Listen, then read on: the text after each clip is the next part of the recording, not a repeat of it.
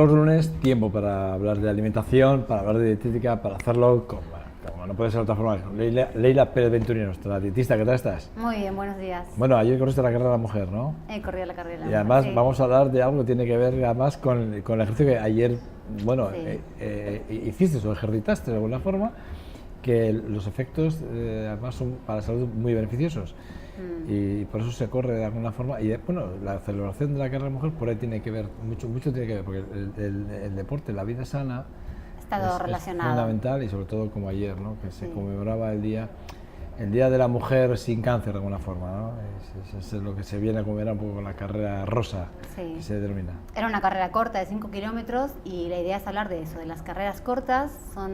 Bueno, hay un gran número en España de carreras que van entre los 5 kilómetros y pasando por las distancias intermedias llegan Yo hasta llamo la carreras populares. carreras populares, llegan hasta la media maratón. Y a partir de aquí, ¿sí? Cuando hablamos ya de maratón, cuando hablamos ya de triatlón, sí que las pautas de alimentación cambian, tanto en el antes, el durante como el después, como también, y más que nada en el entrenamiento, sobre todo lo que es ajustar la energía a la persona que va a someter a su organismo a entrenos, a esfuerzos largos y continuos. Importantes, sí. Entonces sí que quería recalcar de lo que hoy vamos a hablar, no es de esas carreras largas, sino de las carreras O sea, no vas a hablar populares. de lo que yo hago, que me gusta hacer carreras de fondo. Eso lo dejamos para otro día porque hay que marcar la diferencia. Para estas carreras populares y también, ¿sí? Llegados a esta época del año, que cuando salen los rayos de sol, se acerca el calor, empezamos a sacarnos ropas y mucha gente empieza a correr con el objetivo de bajar de peso. Entonces también me parecía importante hablar de eso, ¿sí? Qué consideraciones tenemos que tener al respecto. Como bien dijiste, beneficios, ¿sí? El correr, el practicar running es una actividad aeróbica. Los beneficios mayores que vamos a obtener son a nivel cardiovascular. Por supuesto que entre ellos está el disminuir el riesgo de padecer enfermedades cardiovasculares, que sabemos que son la primera causa de muerte, como ya hemos hablado algunas veces, en los países desarrollados. También nos va a ayudar a controlar la tensión arterial, los niveles de glucosa en sangre, aliviar el estrés, que nos viene muy bien, y a mejorar la calidad del sueño. Eso por resaltar, entre otras muchas cosas. Podríamos seguir con una lista bastante larga de los beneficios que podemos obtener. Ahora bien, si lo que queremos es obtener esos beneficios y vamos a empezar a correr, o somos corredores habituales y nos pica el gusanito de ir a más kilómetros, de ir a más tiempo, es muy importante que nos preguntemos si estamos en condiciones de hacerlo. En principio, sobre todo cuando recién empezamos con tiempos pequeños y distancias cortas, bastaría con las revisiones periódicas, las revisiones anuales que todos nos solemos hacer, siempre y cuando no haya una molestia, una patología de base. Por supuesto que ahí tendrían que darnos otras indicaciones. Como ideal, una prueba de esfuerzo, ¿sí? Para todos. Y más cuando vamos picándonos y vamos incrementando el tiempo, las distancias, eso sería lo ideal, ¿sí? Pasar la ITV, como quien diría. Una recomendación personal que hago yo y que se la hago a todo el mundo, y es que es así. A mí me parece que hay mucha gente, lo digo porque alguna vez me encuentro con amigos que salen, amigos o gente que conozco, con la que comparto alguna vez el running y tal, o que va a comenzar el running, y siempre me digo, ¿llevas pulsómetro? Y me dice, no. Digo, pues entonces no hagas running. O sea, hay que salir a correr, y hay que salir a correr con algo que es esencial, y es el pulsómetro, y saber cuáles son los límites, a las curvas que se puede llegar o no de esfuerzo. Y eso, la prueba de esfuerzo, evidentemente un profesional te lo va a decir, y es importante que te haga cuál es el tema del consumo de glucosa en sangre, y que te haga, bueno, el glucoceno, que se le llama, y que te haga... Sí, que te diga qué frecuencia es la que tú, hasta donde tú puedes llegar, si quieres según trabajar la edad, aeróbico o según el anaeróbico, sexo. pero que te diga qué es donde puedes moverte. Sí. Es súper importante para evitar y es una medida, es algo sustos. sencillo. Muy sí, sencillo. Lo puede hacer cualquier persona. Eso es verdad, y además hoy en día que está al alcance de todos. Por favor, sí. Hay 3 cosas que son clave, como bien estás diciendo: el entrenamiento y controlarlo, el tema psicológico, lo que es la motivación, y la alimentación, ¿sí?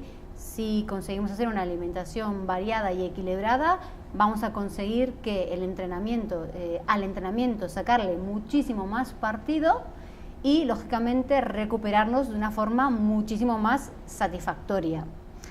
En lo que respecta al entrenamiento, no solamente es importante el ir haciéndolo gradualmente, aumentando poquito a poco, sino que también es muy importante el descanso. Y cuando decimos descanso, no solamente nos estamos refiriendo a lo que a todos se nos vendrá a la cabeza, el dormir bien, el descansar las horas suficientes, sino también el intervalo de tiempo que va a pasar entre un entrenamiento y otro, ¿sí? El descansar adecuadamente en ese sentido es tan importante como entrenar. Cuando empezamos a acumular fatiga, porque no descansamos lo suficiente, porque no dejamos pasar el tiempo prudencial entre entrenamiento y entrenamiento, vamos acumulando fatiga, de la fatiga pasamos a la lesión, y si nos lesionamos es como que tenemos que estar, bueno, bastante tiempo parados, más o menos según lo que nos haya pasado, y otra vez es como volver a empezar. Entonces en el entrenamiento recalcar eso, que es importante, el entrenamiento y el descanso, tanto de descansar y dormir bien y las horas suficientes, como el tiempo que va a pasar entre un entrenamiento y el siguiente. Y el que corre eso lo sabe bien y lo siente y lo padece si lo hace mal en sus propias carnes. Es fundamental, el descanso es una parte del entrenamiento, que se suele decir. La frase es que el descanso es fundamental y es parte del entrenamiento. Es parte del entrenamiento, así hay que tomárselo. Luego otro factor, ¿sí? La preparación psicológica, la motivación. Importantísimo, la motivación es importante para muchas cosas. Por ejemplo, yo cuando trabajo en consulta y la gente viene para hacer una dieta, sea el objetivo que sea, una de las cosas que uno le pregunta es cuál es su motivación.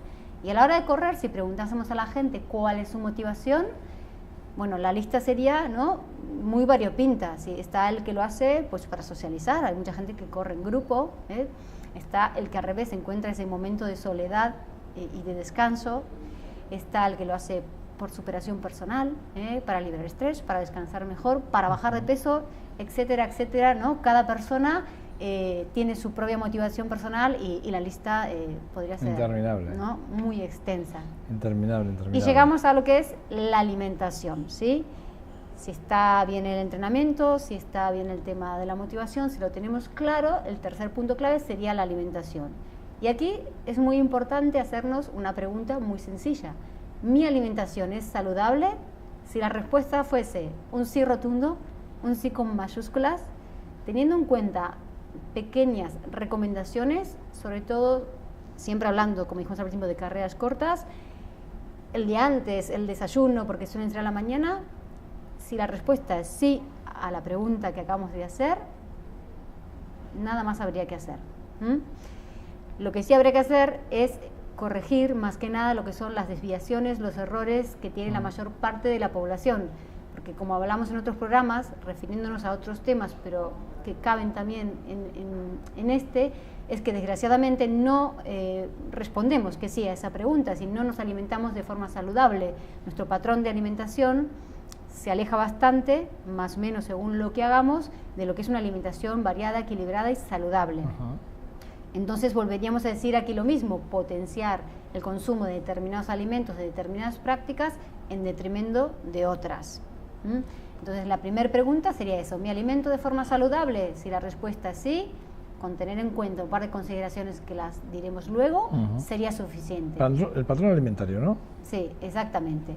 Corregir lo que sean los errores y las desviaciones ahí lo tenemos que en la pantalla, ¿no? Lo que es ese patrón que tú nos marcas en esta diapositiva, ¿no? La dieta de la persona que empieza a correr apenas difiere, ¿no?, que es de las recomendaciones que se establecen en el resto de resto de la población, ¿vale? Siempre y cuando se alimentase de forma correcta. Corrigiendo los desequilibrios, que eso es.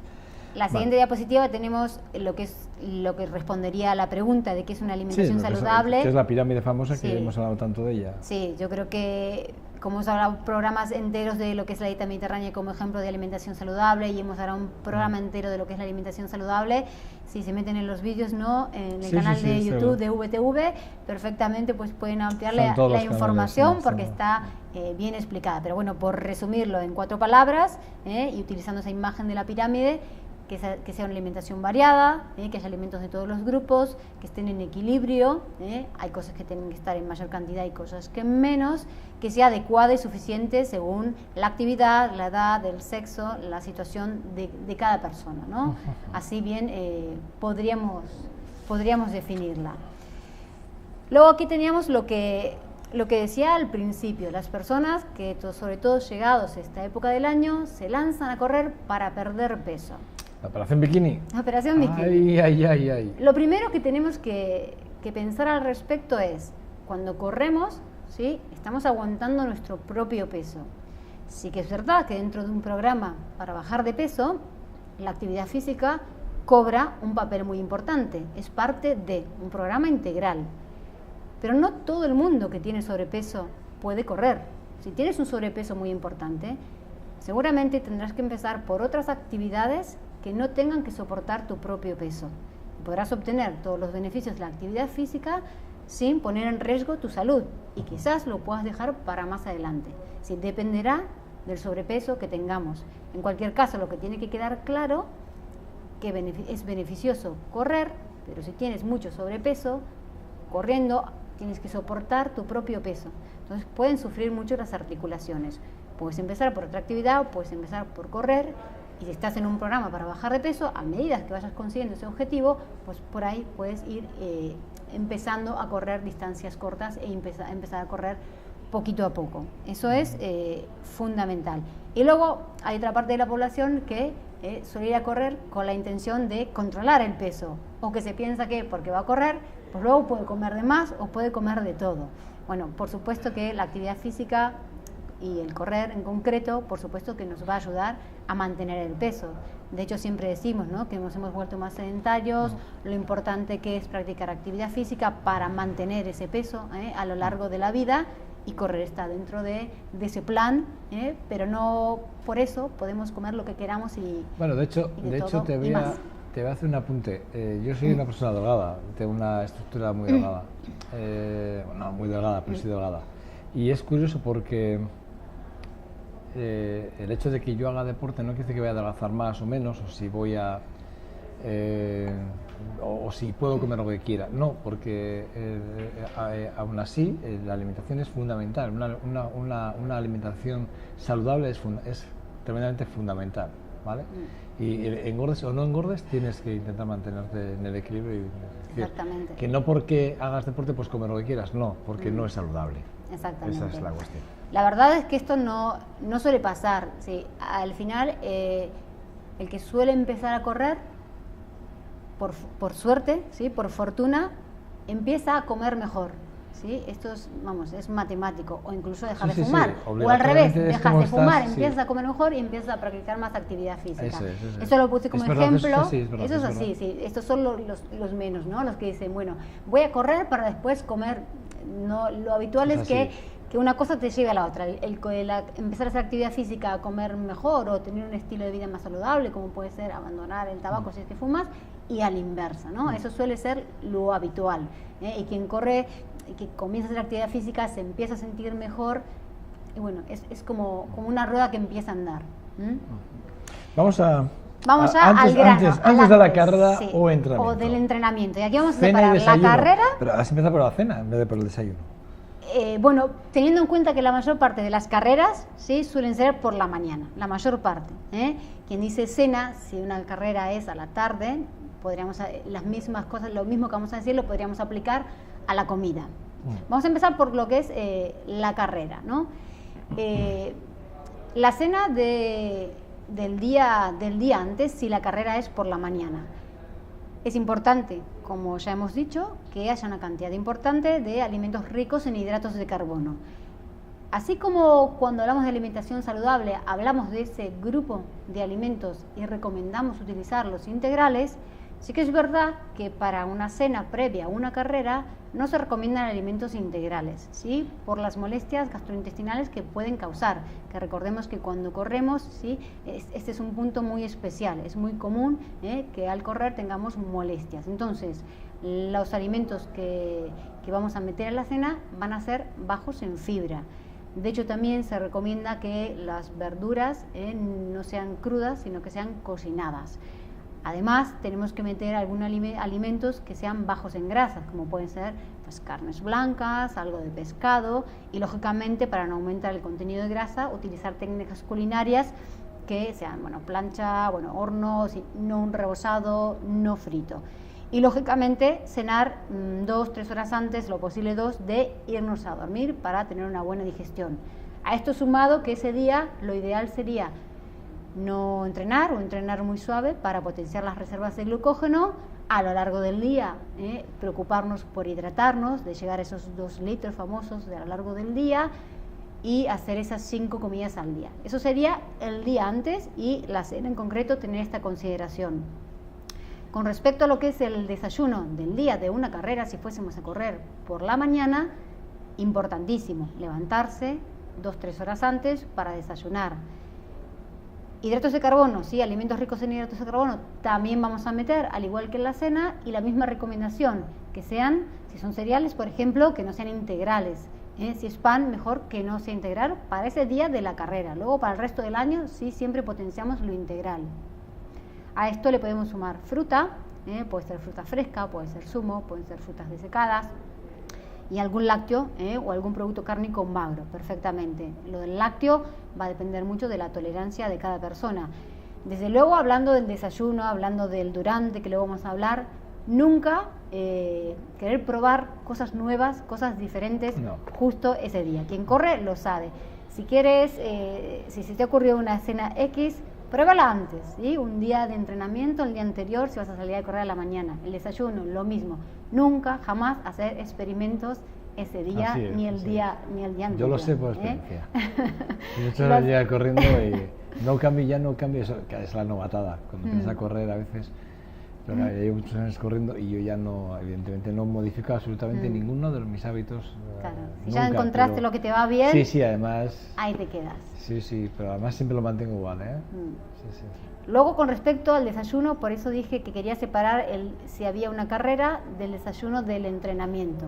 Hay un mito bastante extendido, y sobre todo cobra importancia en esta época del año con lo que decíamos de bajar de peso, la gente que empieza a correr, que es el de no desayunar, ¿sí? Ir a entrenar sin desayunar con el objetivo de aumentar la pérdida de grasa y mejorar la respuesta a la insulina.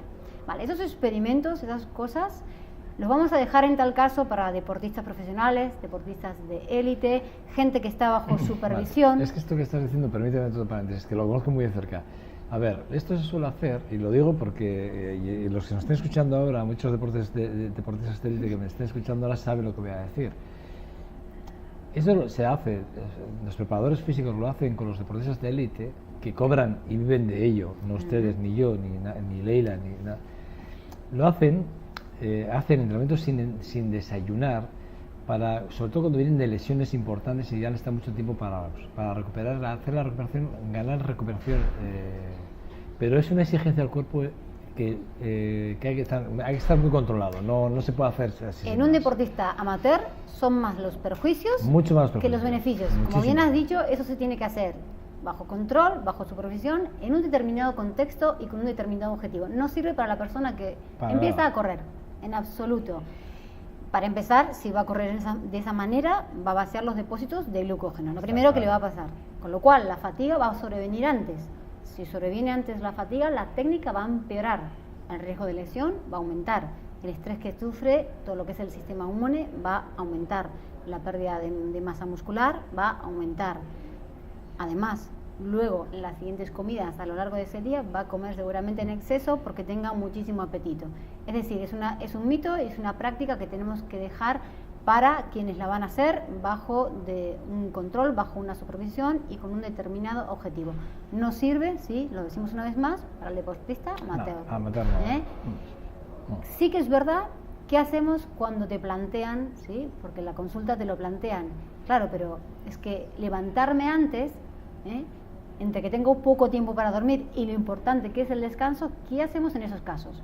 Vale, si no podemos correr a otra hora del día y esa hora más que dormimos es crucial, ¿qué puede pasar? ¿Sí? Bajemos a la realidad, una cosa es lo ideal, otra cosa es lo que nos puede pasar. Lo ideal en esos casos sería prestar mucha atención a la cena, ¿sí?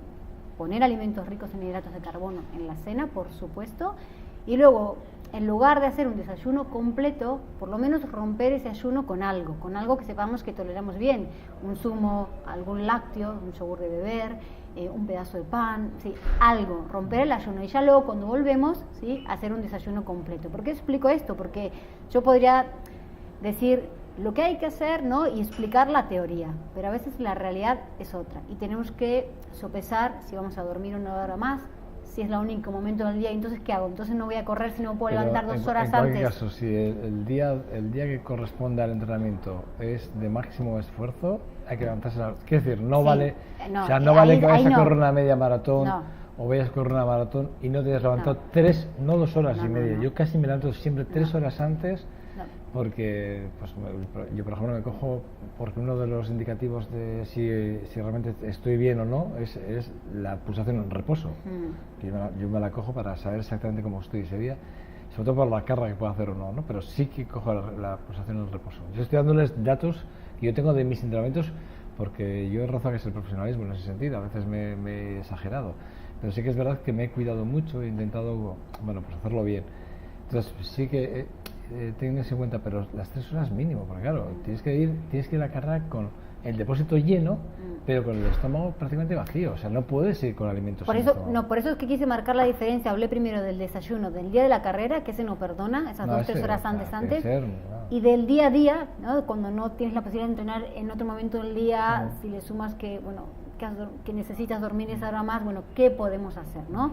Y, por supuesto, siempre y cuando vayas a entrenar, pero vayas a entrenar distancias cortas, tiempos cortos, no estamos hablando de un entreno al máximo. Ahí, como bien dices, ahí no podríamos perdonar, ahí tendríamos que levantarnos con suficiente tiempo para desayunar o buscar otro momento del día. ¿Durante la carrera o el entrenamiento? Estamos hablando ya de hidratarnos. Hidratarnos, ¿vale? Estamos hablando, como bien dijimos, y lo vuelvo a repetir, distancias cortas, tiempos cortos, actividades de 1 hora.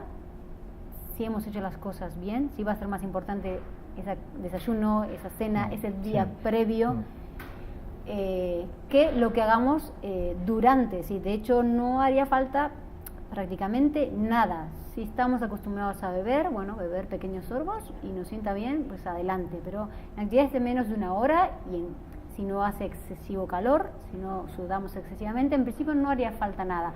A partir de los 60 minutos sí que podríamos estar hablando de que podría ser más necesario. En cualquier caso, bueno, con agua o con bebidas isotónicas sería suficiente, no sería recomendable alimentos sólidos. Y como bien dijimos antes, si vas a comer una barrita, si vas a tomar un gel, no experimentes ese día, que lo hayas probado y que sepas que lo toleras, que te sienta bien, que realmente lo necesitas, que tienes que ir a algo más que al agua o una bebida isotónica. Pero bueno, actividades de 30, 60, 90 minutos, en principio si llegamos bien hidratados, no haría falta tener ninguna recomendación especial. Con respecto al después, en principio, un poco lo mismo. Si somos deportistas amateurs, ¿sí? Si hacemos carreras cortas, esa famosa ventana metabólica que hay cuando terminamos de hacer una carrera, donde bueno, lo que consumimos va directamente a reponer esas reservas de glucógeno muscular, que es muy importante ese tiempo, todos lo conocemos. Lógicamente que no estaría de más que lo hagamos, que comamos alimentos ricos en hidratos de carbono. Nos puede pasar que no tengamos apetito, con lo cual fruta seca, zumos, agua, bebidas de recuperación, un poco de pan, algo de tortilla de patata, perfectamente, bienvenido sea. Ahora, indispensable, ¿sí?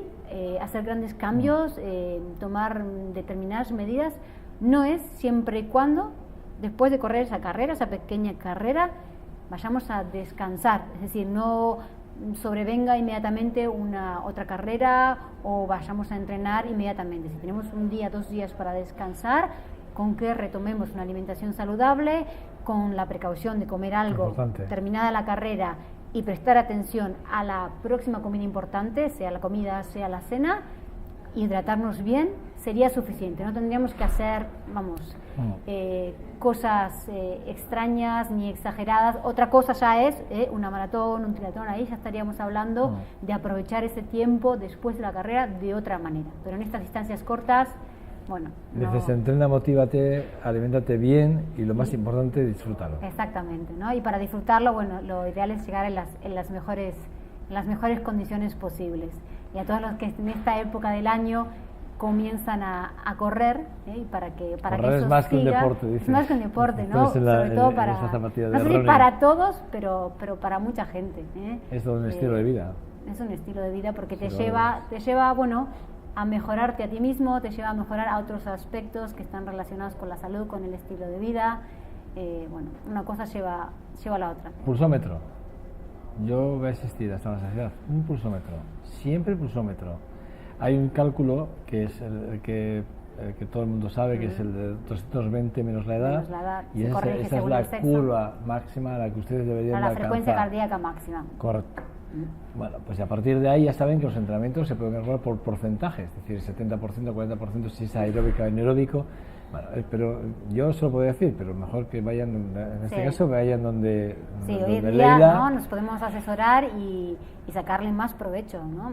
Si sacamos más provecho podemos disfrutar más. La prueba de esfuerzo es fundamental, yo creo que es importante, muy importante, y hay que tenerla muy en cuenta. Yo creo que vamos, la prueba de esfuerzo que hoy es asequible a cualquiera, porque no es cara. Yo la haría y la haría a todo el mundo. Yo le aconsejo que se la haga a todo el mundo que pueda, porque podemos evitar un susto. Más de un susto. Y además, fíjense, hacemos ese cálculo de 220 menos la edad, y en algunos casos a veces usted va a hacer esa prueba de esfuerzo y le dicen que por la fuerza, por el esfuerzo, consumos de vatios, etc. No, pues puedes llegar hasta aquí, te permiten el margen de ir a algo más. Sí, nos pueden asesorar de manera personalizada. Y te pueden dar ese tipo de datos que, bueno, pues que son fundamentales para mejorar el rendimiento, pero sobre todo hay que entrenar. Aquí como todo... Hay que entrenar, hay que descansar, no hay que hacer experimentos. Descansar, no hacer experimentos. No hacer experimentos es muy importante. Alimentarse muy bien. Eso, en el día a día. Bueno, ahí tienen la última diapositiva, que es la de UNIDIET, la Unidad de Salud Alimentaria, en la que trabaja Leila Pérez Venturino. La Unidad de Salud Alimentaria en el Centro de Investigación Las Caray, en la avenida de Miguel de Unamuno, número 3, segunda planta. La cita, ahí tienen el teléfono, 644-959-996, 644-959-996, y la página web donde pueden contactar con Leila Pérez Venturino, que ahí tienen también el correo, que es www.diet.es, donde van a encontrar a la simpática, agradable, maja, que dice que me quiere mucho, dice antes, pero vamos, aquí con todo el equipo se han puesto antes en contra mío, todos, las cuatro que están aquí. Andrea me ríe y me hace así, ¡hala! Sí, me han dado caña toda. Luego se lo cuento a ustedes. Mentira. No, es mentira. Bueno, que muchas gracias. De nada. La semana que viene volvemos a vernos en el próximo lunes y seguiremos hablando. Gracias por estas pautas tan maravillosas. Ahora tienes que darnos pautas para los que hacemos ya largas distancias. Maratón, triatlón, bueno, esas ya son más concretas, más específicas. Mira, triatlón es uno de mis objetivos. Mira, me encantaría correr un triatlón algún día, si puedo. Bueno, entrenar mucho y a cuidar la natación. Mi problema está en la natación, lo demás, yo creo que... Es lo que tiene, ¿no? Estas actividades que siempre te picas y quieres, ¿no? Un poquito más. Un poco más. Y ahora voy a probar. Bueno, haciéndolo con cabeza, eso es bueno. Seguro que sí. Bueno, Leila, gracias, ¿vale? De nada, bueno, hasta la próxima. Gracias. Nada, bueno, a ustedes, solo despedir el programa. Si me lo permiten, para despedirlo y rápidamente, a modo de, si quieren, de notas o a pie de página, decirles que cuando hemos estado hablando con la Asociación de Alcohólicos Anónimos antes, bueno, me decían fuera de cámara cuando estábamos despidiendo de ellos que los sábados tienen sesiones abiertas al público para que vean cómo son las sesiones dentro de la asociación para los alcohólicos anónimos y para los familiares, y lo hacen a las 6 de la tarde en la calle Andalucía número 14, que es donde tiene la asociación. Nada, lo digo por si quieren... por cierto, es el primer sábado de cada mes, solo es un sábado al mes y es el primero de cada mes. Y es a las 6 de la tarde, los primeros sábados de cada mes, la Asociación de Alcohólicos Anónimos. Sin más, para que ustedes conozcan las sesiones abiertas y bueno, conozcan más de primera mano. Si tienen algún enfermo, algún familiar, alguien que necesite ayuda, incluso la propia familia, bueno, acérquense, que merece la pena. Sin más, mañana será día 9 de junio, y aquí estaremos, bueno, un día más con todos ustedes. En nombre de todo el equipo que hacemos posible este trabajo, nada, gracias por estar todos los días apoyando este proyecto. Gracias, ahora.